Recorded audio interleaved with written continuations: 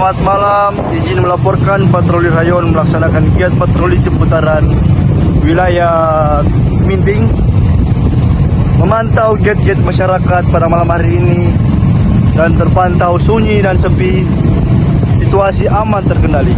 Merespon laporan dari masyarakat melalui call center 112 tentang adanya sekelompok anak muda yang sedang berkumpul sambil miras di Kelurahan Kombos Barat, lingkungan 3, Kecamatan Singkil. Untuk situasi sementara masih dalam keadaan aman terkendali. Dan bersama Tuminting 801 merespon laporan dari 112 bahwa adanya sekelompok orang yang menghadang kendaraan lain yang sedang lewat.